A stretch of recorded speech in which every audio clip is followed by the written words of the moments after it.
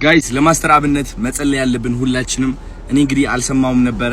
አንድ ቀን አስታውሳለሁ ወደ ቲክቶክ አዋርድ ሁላችንም ሄደን ማስተር አብነት የተናገረው ነገር እውነት ልቤ ላይ ትንሽ ከበድ ብሎኝ ነበር። ጠይቄውም ነበረ ደህና ነህ ወይ ብዬ ማለት ነው። በጣም ተጨናንቄ ነበር የዛኔ ከመድረክ ሲወርድ ማለት ነው የተናገረው ቃላት ማለት ነው። እና አሁን ደግሞ ጸሎታችን ያስፈልገዋል ጋይስ። የሰው ጸሎት የህዝብ ጸሎት እንደሚሰራ እኔ ራሴ በግል አይቼዋለሁ።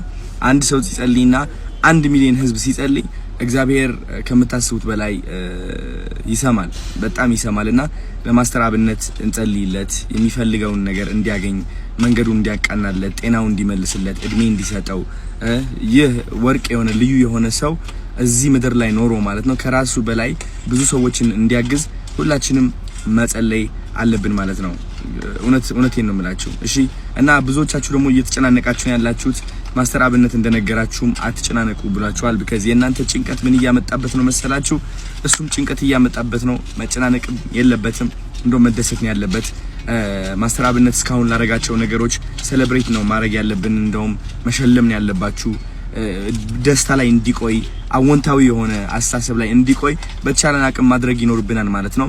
ሰፖርት የምናደርገው በዚህ ዓለማዊ ነገር ብቻ ሳይሆን በመንፈሳዊ ነገር ነው። እኛም ሰዎች ነንና ዓለማዊ አቅማችን ዝቅ ያለ ነው እውነት ለመናገር because ከዓለማዊ በላይ መንፈሳዊ ይበልጣል። ስለዚህ መንፈሳችን ላይ ሰርተን የማስተር አብነት መንፈስም እናስተካክለውና ቀጥ እንዲል እንዲቆም ህይወቱ እንዲቀየር ጤናማ እንዲሆን እንጸልይለት ሁላችንም ተንበርክከን ማታ ማታ ከመተኛታችን በፊት ማለት ነው።